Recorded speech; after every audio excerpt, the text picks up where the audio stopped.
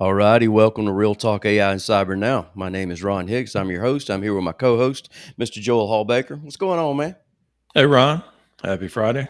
How you doing? Yeah, man. Got the Friday vibes. Yes. Headed into a weekend, man. I'm feeling it. Good stuff. Man, I have got a good one for you here, Joel. You're going to enjoy this. I'm going to jump right into it. Big thanks to one of our teammates, Brandon Bowman, for pointing this out on our internal Teams channel. I was looking at that this week and I'm like, man, this is just too rich. I got to share it. So here's what happened. This was published, as you see, on September the 9th, which was, I think, Tuesday of this week. An actual adversary, a threat actor, an attacker, made a pretty big blunder. He downloaded Huntress's EDR and installed it on his machine, which provided unprecedented access to Huntress to be able to see what's really going on right now on the other side of the fence, Nice. right? This is really, really pertinent to anyone that has a business, anyone who has anything that you want to keep in this digital world and not get stolen. These are the specific tactics, techniques, and procedures of an actual adversary right here, right now, here in 2025. So I'm going to jump right into this. So here's the timeline of the investigation.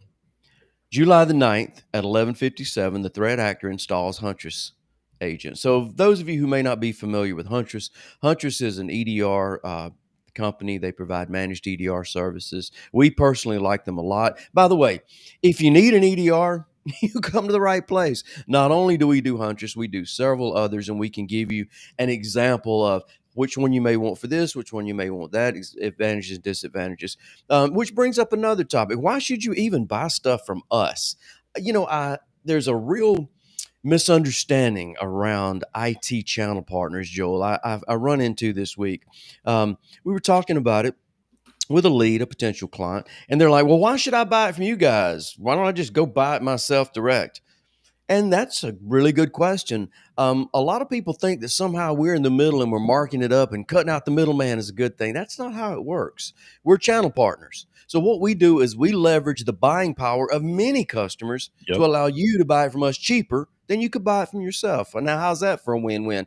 And not only that, but listen, talk to us. Tell us what you're trying to accomplish. We'll give you lots of options. Maybe that's the one. Maybe it's not. We'll be able to really come alongside. That's our value, along with doing shows like this. So let's jump right into it. Yeah, I'll Timeline say, of the just investigation.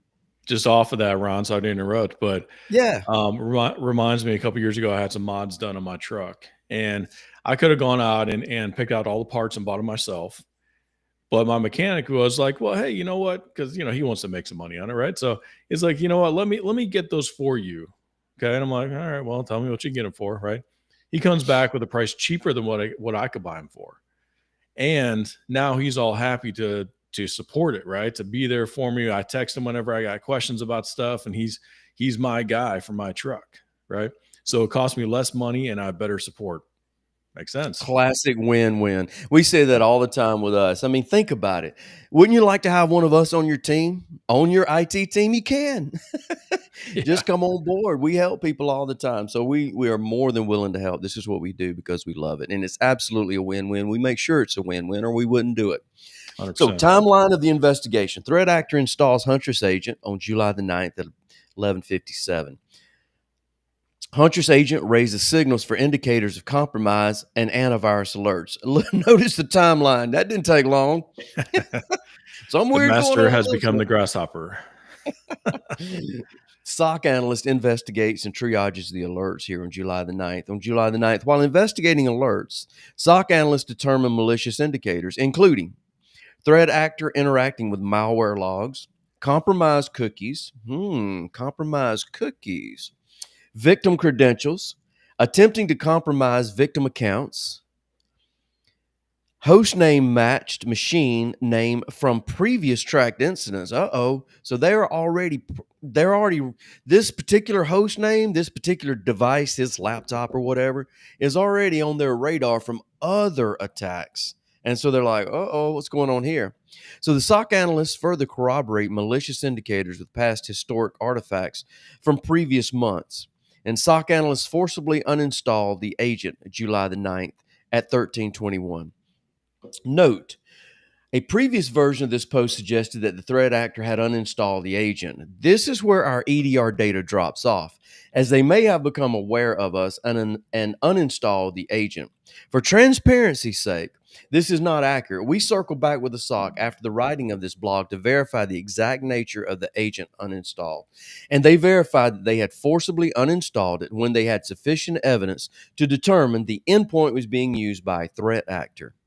We look forward to continuing the conversation around this investigation, around what managed endpoint detection and response and products are, and what purpose they serve, and more. We recently detailed some of the discussions in this particular video. So let's jump into this story. And Joel, this is so cool because we get to see this. I mean, it's just one person, but the details are where the juice is at, right? It's in the Mhm. details. What you're about to read is something that all endpoint detection and response companies perform as a byproduct of investigative threats. Because these services are designed to monitor for and detect threats, EDR systems by nature need the capability to monitor systems activity, as is outlined in these documentations. On the heels of the questions around how and why Huntress released this information, we wanted to clarify several important aspects of our investigation. We have an obligation to, one, this is really Huntress saying this is why we did this. Number one, research and respond to security threats and investigate malware. That's exactly what their job is. And two, and this is why I chose this as our topic today, to educate the broader community about those threats. I really believe that education is a huge part of cybersecurity nowadays. You need to know what the threat is and you need to know how it's working so that your hackles can go up when something happens. So, showing up, listening to things like this, being a part of the cybersecurity community with, the conversations that we have on shows like this and online and stuff, this is super important to doing a good job, especially if you're in the role of like a CISO or you're a business owner or you're responsible for cybersecurity at a business. Okay, so let's jump right into it. Here at Huntress, we love exposing adversary tradecraft, and we also love where threat actors make blunders. So imagine our delight when a threat actor installed Huntress onto their operating machine after finding us via one of our advertising campaigns and starting a trial, Oh giving man. us a sprawling inside look at how they're using AI to build workflows, searching for tools like Evilgenics and more. We all know that security products are often downloaded by attackers for evaluation, but often we can only guess as to how they're deciding to target a particular technology or the actions taken while trying out such software. We recently had the pleasure of getting a front row seat view into what one attacker did simply because they installed our agent and let us collect information directly from them. Man, you What think was this that show? particular The World's Dumbest Criminals? Is that what it was? That was on TV a while back. I'm like, you're an attacker. You use this machine to attack people, and you download one of the leading EDRs right to your machine. yeah. Right.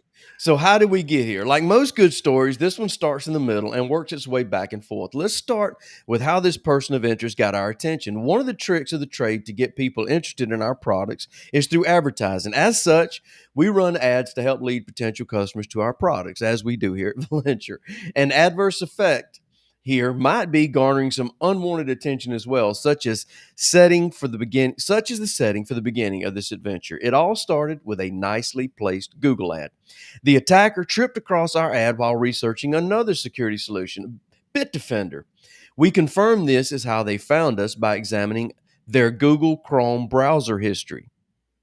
Okay, so looking specifically at the machine the adversaries use and looking at their Google Chrome browser history, they looked at the time this was going on and found out exactly how they found them.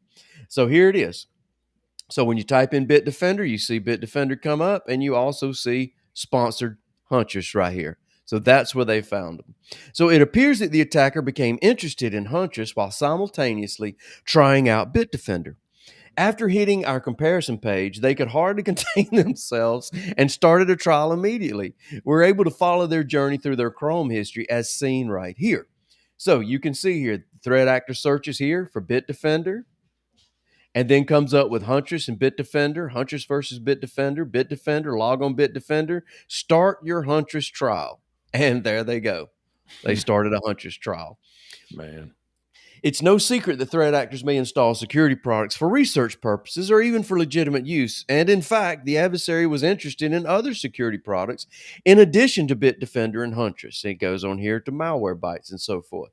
So we knew this was an adversary rather than a legitimate user based on several telling clues. The standout red flag was that the unique machine name used by the individual was the same as one that we had tracked in several incidents. Oops, let me get that better.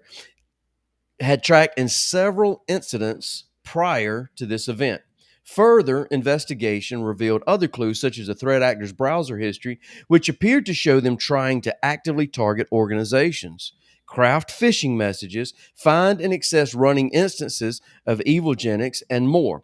We also have our suspicions that the operating machine where Huntress was installed is being used as a jump box for multiple threat actors. It gets better, not just one. But we don't have solid evidence to draw firm conclusions at this time. Huntress analysts went to work evaluating the outstanding indicators of compromise found on the adversary's host and how they related to data found within authentications to identities at Huntress. Retroactive hunts disclosed a further 20 identities which were compromised, many which had been accessed by the adversary prior to Huntress deployment against the identity, whose activity was limited to refreshing session tokens to maintain access. Overall, analysis of the adversary's primary operating infrastructure hosted on, and here's where they were at: AS number, autonomous system number, which is a BGP thing. I don't know why my mouse is doing that, sorry, which is a BGP thing.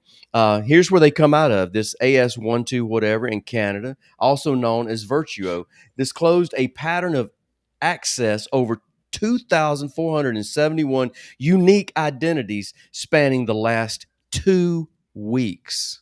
Mm. So let me just wrap your mind around that. This is an adversary coming in on a Canada presence in the internet, BGP AS, that particular one, and 2,471 unique identities in the last 2 weeks, many of which were preemptively caught by additional detection capabilities such as malicious mail rule creation or session token theft. The intelligence gathered by the above has resulted in detections of high confidence against the adversary's infrastructure and equipped our systems and analysts to respond to these incidents in significantly less time and with extreme confidence and malice, eliminating adversarial attempts to evade our detections. All in all, we were able to see the threat actor's specific day-to-day activities, from their methodologies to the specific types of organizations and even individuals that they were interested in. We also saw them beginning to tinker with tools and search for tutorials, attempting to learn more. For instance, after installing the Huntress agent, the threat actor took steps to better understand auto runs. You can see them here in the Google search, trying to understand auto runs here with Huntress. So here's your timeline. I'm going to go a little bit more here. Overall, over the course of 3 months, we saw an evolution in terms of how the threat actor refined their processes, incorporated, get this, AI into their workflows. Sound familiar? Of course. Of course. Yeah. And targeted different organizations and vertical markets. And here's the timeline. So in May, you can see in May 19, probing Luna Proxy, which for those of you not familiar with Luna Proxy, that's a proxy. So that allows you to appear as if you're coming from a different address than your actual address, which is exactly what adversaries do. First seen use of Google Translate.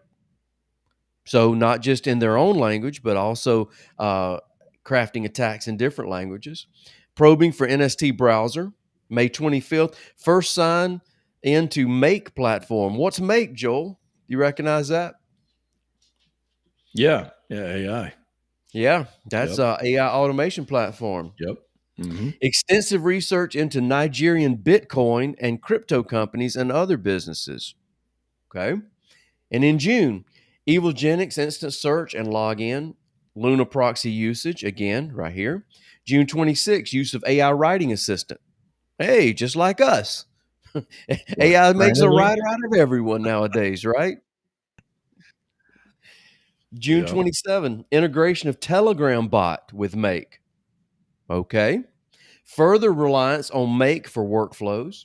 June 29th, Recon Mhm. research begins to broaden to include global banks, not just the Nigerian banks here in Bitcoin, crypto, but global. July 25th, visit to Stix dark web marketplace. Man, this lines up so much with what we keep saying, right? Um, Right. just in the book I wrote recently, I had referenced the 2024 threat intel index that IBM had put out, talking about it's not about breaking in, it's about logging in now, right? No need to break in when everybody's passwords are out on the dark web.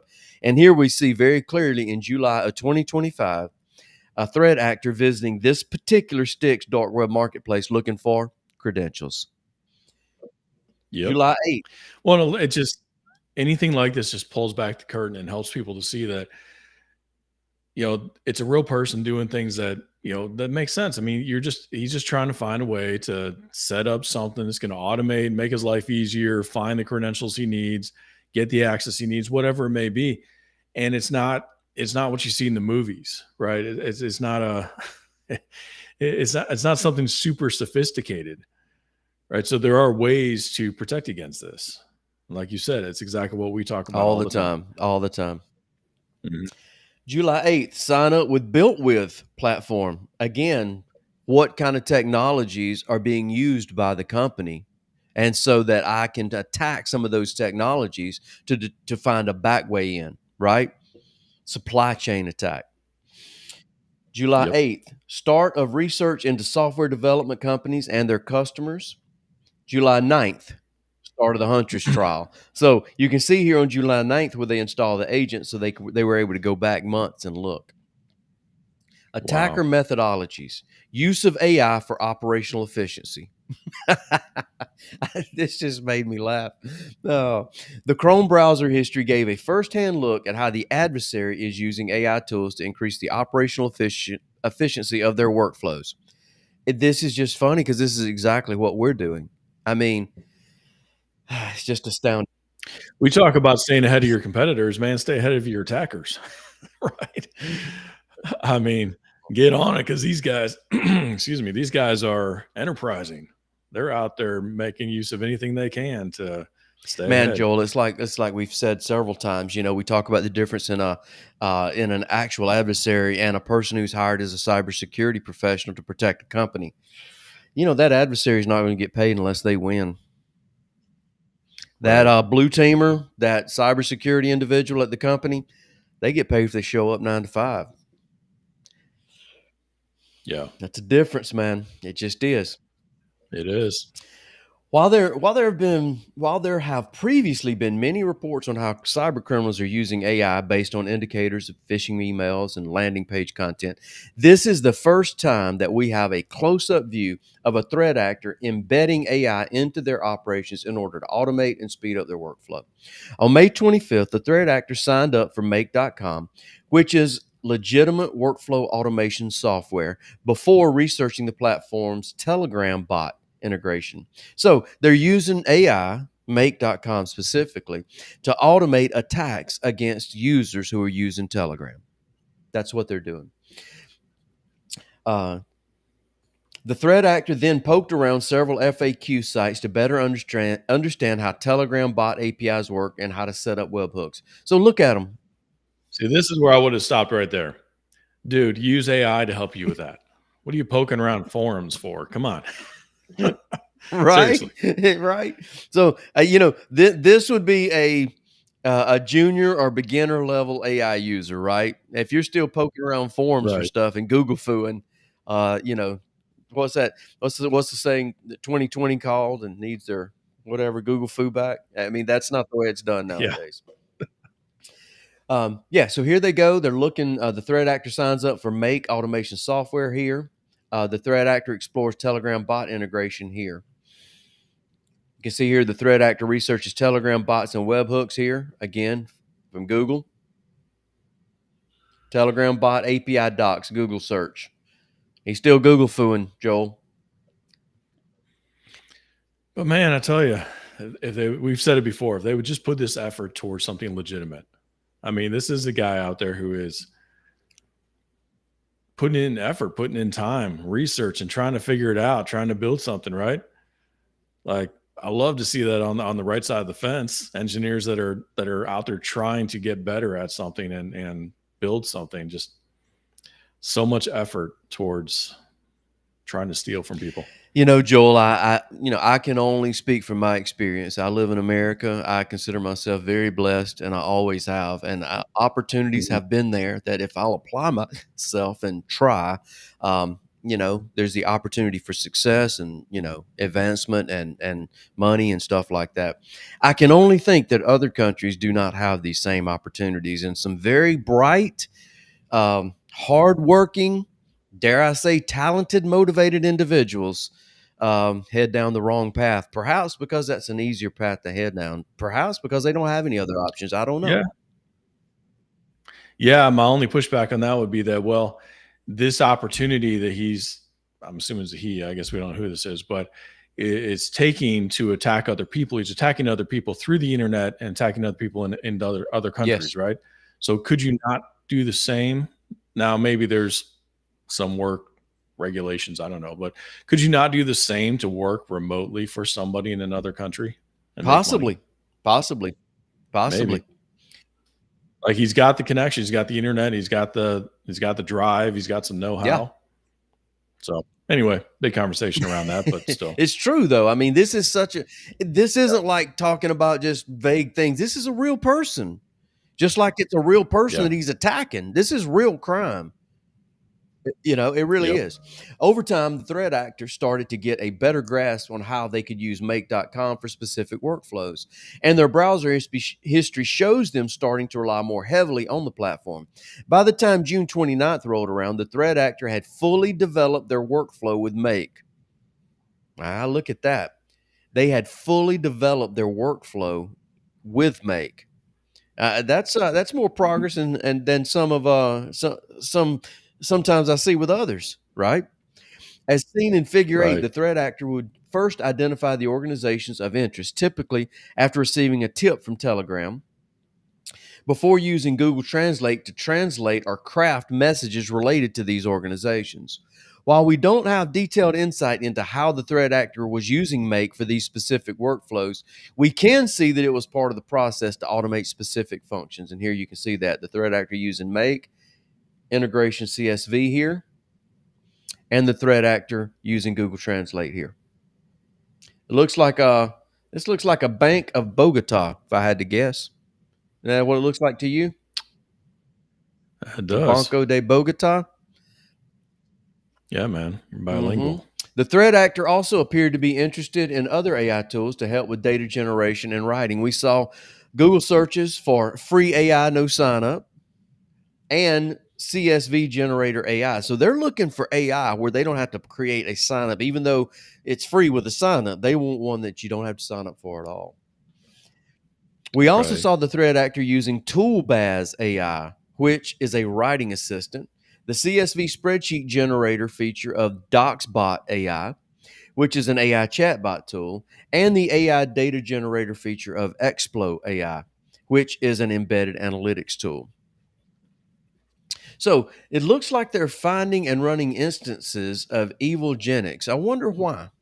We saw evidence of the threat actor searching for running instances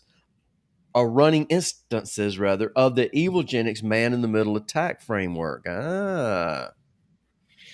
Using census and then attempting to access these instances, as you can see it here. Yep. Interesting. right, so we imagine what, trying to hijack some Yep. sessions Right in the maybe? middle. Yep. Exactly. Man Get in in the the middle. middle. Mm-hmm. Yep, Mm-hmm. mhm, We can see here the IP address that came back to this 146 here was from looks like Bavaria, Germany, that area, I'm mm, guessing. One example of an evil Genix instance that the attacker tried to access here. You can see it. In addition to evil Genix, we also found evidence of multiple installed tools on the threat actor system. Now, this is juicy. In some cases, an interest in tools based on the threat actor's browser history. These tools include recon and attack tool Graph Spy, open source tool Bloodhound. Have we ran into Bloodhound before, Joel? Oh yeah, That's exactly the great tool. tool that we use. Yeah, great tool that we use for Active Directory um, account escalation. Basically, Yep. Bloodhound finds all the different ways that you can escalate that you can escalate your privileges to admin from wherever you're starting. All the different paths. A very powerful tool. Yeah, we use The that our clients. We can, to do essentially a test and assessments of sort. But I mean, any of these companies out there, you got more than a couple users, your Active Directory gets out of hand pretty quick. Like Oh there's yeah, a lot of users, a lot of different roles, a lot of service accounts, privileges, member of this group, member of that group, right? If you need something that can map that all out and show you exactly the paths to the crown jewels that you don't want people getting to, that's what we use, Bloodhound. absolutely. So, let me give a little bit more context. That's kind of a piece of what we do. Um, we have seen several instances where cybersecurity attacks have been successful and the ways that they happen. So what we like to do is to skip over all the way to the end and harden the things that we know are going to happen. Harden the things that we know are the normal, common pathways toward an attack. What are those? We harden the network and we harden user authentication. Why do we do that? Because that's the way they're coming. When's the last time you heard of an attack where an attacker actually busted down the front door with a bat, walked into the server room, plugged their laptop into your network, and went to hacking? It doesn't happen that way. Most of the attacks happen remotely, which means there's a network component, right? So we harden that. Also, once they're in the network, they start somewhere and then they got to escalate normally toward an administrator privilege in order to be able to do the things that they want to do. So that's what we harden. We harden the network and we harden authentication. Why do we do that? Because that's the path that an attacker has to use in order to be successful. And Bloodhound is very much a part of that, looking at the paths toward privilege escalation within an Active Directory or Microsoft environment. Not just Active Directory. I think I'm telling my age, Joel. It's called Intra and all kind of other things now, right? It's Right, not Intra right. anymore. Yeah, but just like anything, real world, physical security and network security is very similar, right? I mean, Yep. it's the paths that you lock Yep. down, the paths you want to minimize too, Yep. right? If you've got you got a secret base in the mountain somewhere, you're not going to have 25 different roads leading to it, right? It's going to be everything's going to filter down to one path into that gate, and so you can Yep. secure that one gate. Now, Absolutely. without Absolutely. Bloodhound showing you where all those paths are in AD or Entra, you you may not know that you do have 25 paths to your crown jewels. It's almost impossible to know. This is an Right. incredibly awesome tool in that it graphically breaks out all these things that otherwise you just can't see the relationship with them. It's if you just look at if you just look at a list of groups and privileges and users, that's like very flat. It's very hard to see how all those really work together. So awesome tool. So let's look at what this threat actor's doing here in their toolbox. Evilgenics, Graph Spy, Social Engineers Toolkit, Bloodhound, Powersploit. Okay. I guess that's a combination of uh, PowerShell and Metasploit, guessing. Graph Runner, Team Filtration, Devilgenics, okay. Greatness Phishing Kit. You know, you would think that nowadays, after as many phishing things has been going on for how long, Joel? Decades now? Oh, it's a long That it time. wouldn't Yeah, work pretty much as long anymore. as email's been around. That phishing just wouldn't work anymore. But still, right now, here in the fall of 2025, as we talk, still, I think it's at the top. Oh yeah, Vishing is pretty popular now. The vishing up there because call you on the phone and trick you. But either way, it's tricking users. That's the game. it's It still hadn't people. changed one bit. Still people. Psychology's still the same, right? And I mean, there was something I can't remember who published it recently, so apologies to them. But a study that came out recently that showed all this phishing training, it's not doing it.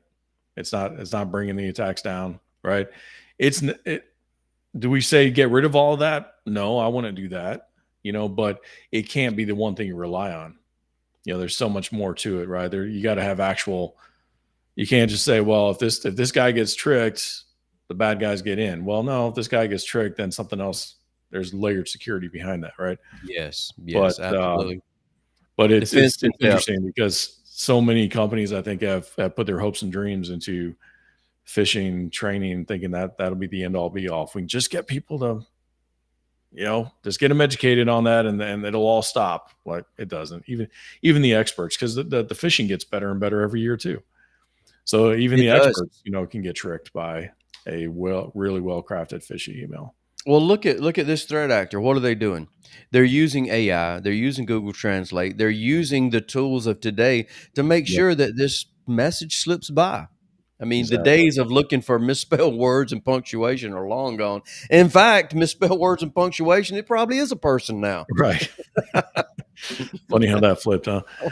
Right? You'll know me. You'll know if I'm using AI for stuff because it looks nice and it reads good. If it's really me, right, Joel? You see my text all the time. If Ron ever sends me a text with the word besmirch in it, then I know it's not Ron.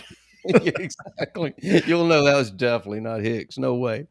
Um, Interest in residential proxy services. And, Joel, this is something we deal with all the time, right? Because one of the things you need to do is you need to put geo tracking on your firewall. Why do you need to do that? You need not geo tracking, I'm sorry, geo policies, geo based Right. blocking. You don't want to allow traffic out of hostile countries, especially if you're not doing business. If you're doing business only in the US, then why would you allow traffic anywhere else? So be smart.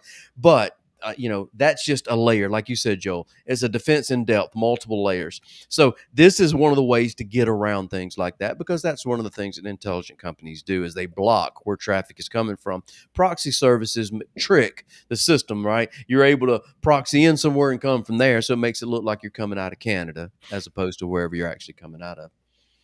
So the Chrome browser history also revealed visits by the threat actor to multiple residential proxy web pages, including Luna Proxy and NST Browser, which bills itself as an anti-detect browser and supports the use of residential proxies. The threat actor visited the pricing plan for Luna Proxy, researched specific products, and looked up quick start pages throughout May, June, and July. Residential proxy services have become increasingly popular with threat actors as a way to route traffic through residential IP addresses, allowing them to obscure malicious activity like avoiding suspicious login alerts while using compromised credentials.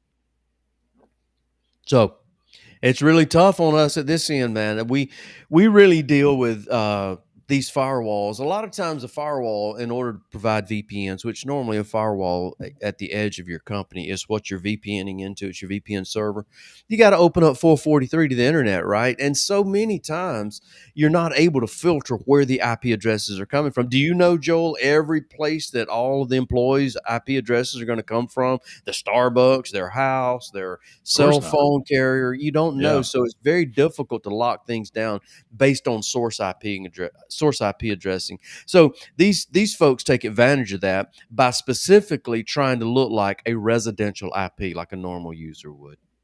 Right, which is smart, and that is hard to defend against. But I'll say, I mean, that's why we partner with companies like Palo Alto that, while nobody may be able to stay 100% on top of every one of these IPs all the time, they're pretty good about, they have external dynamic lists built into the Palos, right, into the firewalls that are just come with the firewalls. You can go ahead and put those in your rules and say block anything from these known malicious IPs, or block Yes, any of yes, these known Tor exit nodes, or things yes. like that that are updated. And that's just Palo's list. I mean, you can add other lists. There's plenty of good lists out there that you can also add Mhm. to the Palo.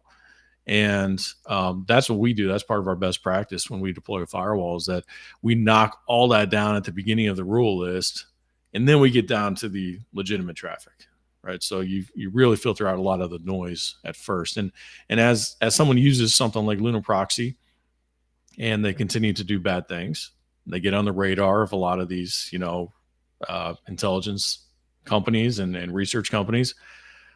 That IP gets added to the list, and that one's It's burned. burned. So Yep. they got to keep working through and finding new ways to get in. Hey, Joel, which is the best firewall? The one that's configured right. You got it. Yeah. And that's exactly what we do.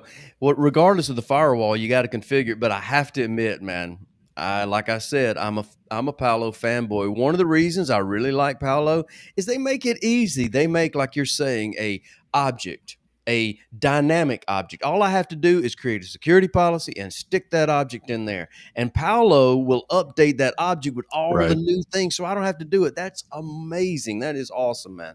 That is way more than a lot of firewall companies who will just sell you a box and good luck. So Paolo really does go above Well, and not to beyond. mention, I mean, some of these lists oh, sorry, but yeah, some of these lists out there that you have to you got to pay money for to subscribe to, and Palos is included with, you've already licensed the firewall, it's included. Yeah. So you can, like I said, you can add more on top of that if you want to, if you feel like you need more. But the Palo list, there's 4 or 5 that are built in, I think, that are various categories of known bad IPs that you can block right Yeah. out of the gate. By the way, throw your questions in the comments if you want to be a part of the show. We're listening. We'd love to hear them.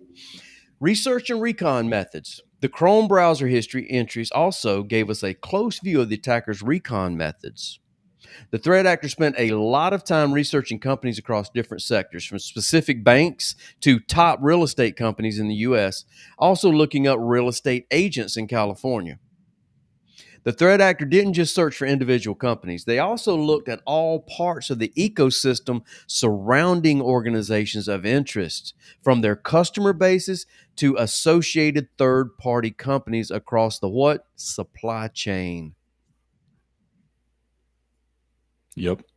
So what they're doing, they're looking to see, okay, what's the most popular thing that real estate companies use? What's the third party thing that let's attack that to back our way into all these real estate companies. That's exactly what they're doing. And what's something we recommend a lot with our dark web monitoring is to tack on supply chain monitoring, right? That if you've got companies you rely on, or even customers that you do a lot of work with, wouldn't you want to know if all of a sudden a whole bunch of their assets showed up on the dark web? Right? It might be an indicator of a breach somewhere. So, yeah, because that's the way the attackers are Yeah, thinking. exactly. If you know where to look, you can look at the same place and get some really good intel from it, right? And that's the value of a partner. That's what we do. We can help with that. So let's see. For example, the threat actor appeared to start targeting software companies in early July, searching for these type of companies via Google search and using database marketing tools like Ready, Contacts, and InfoClutch to scope out how many customers they had and their market share, targeting these particular companies for supply chain breach. The threat actor also used Built With platform, which lets users identify and analyze technology stacks used by websites. On July 8th, browser entries showed the attacker conducting an extensive level of research on a prominent e-commerce vendor for managing payments and subscriptions, including a list of its customers, contacts, and market share. The threat actor then used BuiltWith to search for the websites relying on that vendor before navigating to the BuiltWith sign-up page, presumably to access that list. The threat actor conducted a fair amount of research into tools used to scrape Telegram group data, including looking at scraper tools like Apify, the Axiom Chrome extension, and the Rapid API platform. Rapid API is a platform that allows developers to easily access and integrate various APIs into their applications. Man, I just think about what's going on with AI right now. It's useless without APIs. I mean, I won't say useless, but AI is great, but you kind of need to graduate past the hey, wow, cool, and get some real data to it. Get your real company data in there, getting it locked into a workflow, automate things. You need to, and in order to do that, you got to connect this stuff together. Now we're talking APIs, and that's exactly what this is hitting here. Use of Google Translate.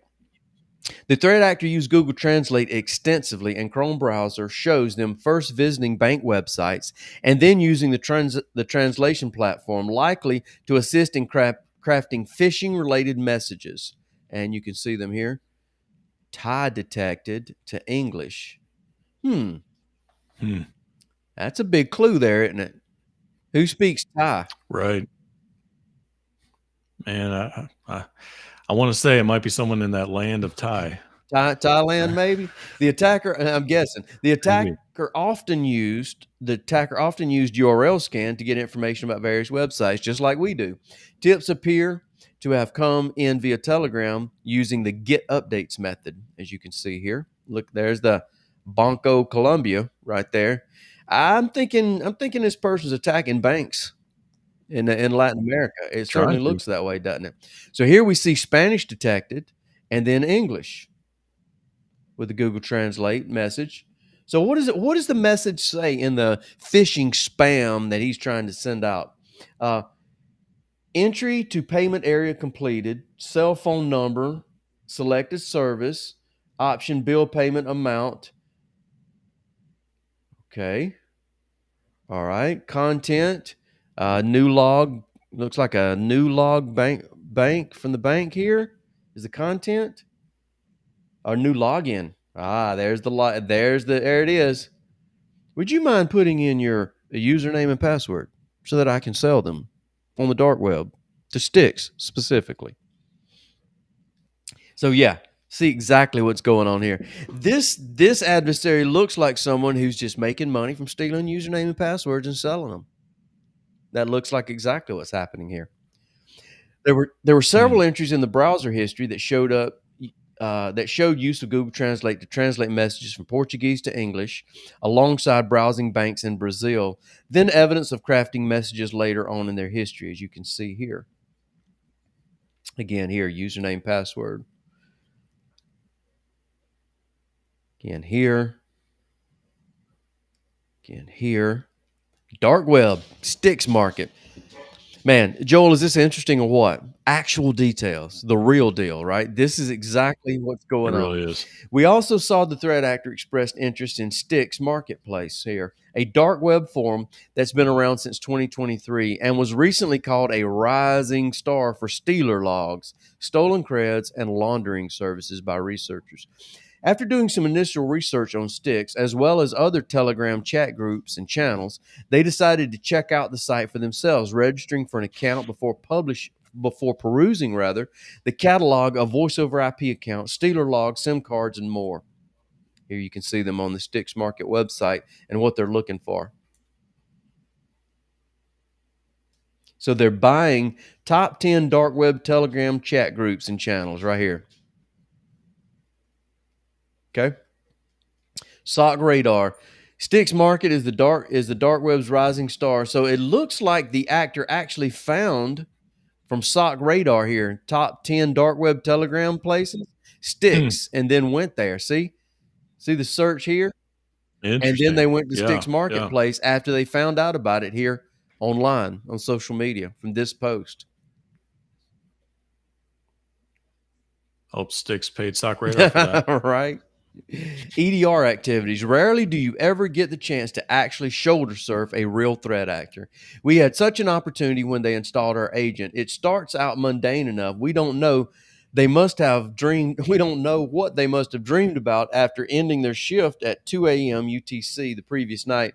But as mentioned earlier, you can see them start a trial, download the agent, and install it. And you can see it here where they downloaded the agent and then installed it.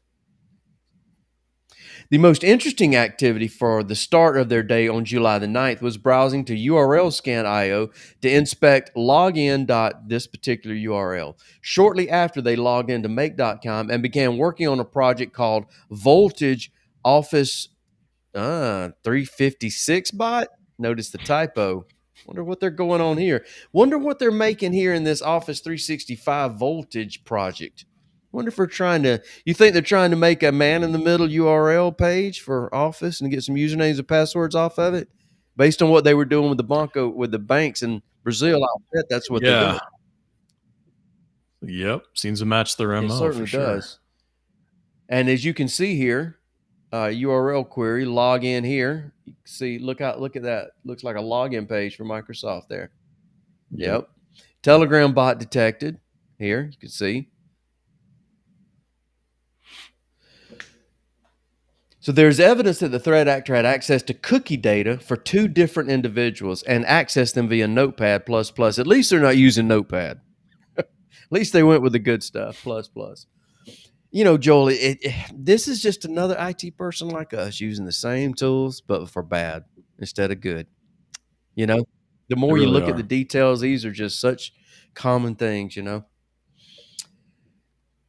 So yeah, looks like here in their the users, administrator download Telegram desktop cookies. They grabbed cookies specifically here in JSON form. And then they started looking for email OSINT right here on a Google search. We need to teach them to use AI instead of Google food, though. This guy's a little late on things here. Next, they opened the second cookie file here for victim 2. Then they started up the NST browser and Luna proxy. They browsed to an article, Say Hello to Your New Cash Flow by this person, covering that WHFB and Intra ID, followed by a Google search for WHFB space PRT, which landed them on the website of a well-known researcher, this person. They checked their IP address here. Got to verify that proxy's working, Luna proxy, right? See what IP I've got. Yep. Checked it again just to make sure. Make sure who's naughty and nice, right? Like Santa Claus, check it twice. Then they tried to use a tool called this particular one, Road Tools Token Exchange. You can see them try to run it here. They weren't very good with it, though. They then erroneously tried to run the same tool via Python, and it failed. They ran it again. Then they tried to run it again, erroneously using Python. Seemed to be having trouble. At this point, they browsed this particular person's post to learn how to do it. So now they're going on the web, figuring out exactly how to pull off the hack that they're trying to do here with the Microsoft Intra tokens. While there, they gained some new inspiration and discovered a handy little script that could make their life easier. So they grabbed the script that automates all these steps, written by this person from there. At this point, they went back to their project before running this new script that they downloaded. So then they started trying to run the Python script. You can see them here. They checked the usage again. Then they started to run the original victim, whose cookie file we saw earlier. So basically, they're taking these sessions, these cookies, this information from these people, and they're trying to use these tools to use it. It looks to me like to bypass their login to access things with these cookies here. And this is where our EDR data drops off, as they may have become aware of us and uninstalled the agent. Now, this, Joel, is what got me. You had mentioned it earlier. How many hours this attacker worked a day? Look at the number of days that they worked. Every day they did something. Every day. But look at 14, 12 hours, 10 hours, 8. Look at the number of days that they worked over 8 hours. I mean, this is a hardworking individual. Somebody wants to eat. Yep. No one's paying them hourly either. They only get paid for results. Yeah. And they're eating the learning curve. They're figuring it out. They're using AI. They're using the tools. They're using other people's work with scripts. They're learning from other people. Yeah, this is exactly how it works. On many of these days, the browser entries were seen across most hours of the day, logging 12 to 14 hours. But there was some variation, as you can see. They did take off a little bit. We saw a few trends during these days. The attacker spent a lot of time researching various bank entities and bank personnel. To further expand on some of the graph labels, attack infra, banking, browser extensions, corporate and business, crypto, cybersecurity, government and military, news, media, and information, OSS, recon, research, sandbox, social media, software, telecommunications, web, and IT infrastructure. Those were just some of the areas where they focused their hours on. In their daily activity by URL type, you can see here that looks like this gray one here. Which one is it? Search. They were doing search more than anything else. But you can see attack infrastructure, banking, all the different ones and what they were interested in here. And you can see their actual history. Pan-African Bank, National Assembly, this bank, any runs, the blog, make here, CSV generator, and on it goes here. Daily activity by URL type here again for these dates, and on it goes. Number one regulated crypto exchange in Nigeria, top crypto companies in Nigeria, best crypto exchanges in Nigeria. Are they, Nigeria? He's setting up to get. He's setting up his piggy bank, right, for his crypto here. He's thinking, man, I'm going to make some money once I get this thing done. Got to have a place to store all this crypto.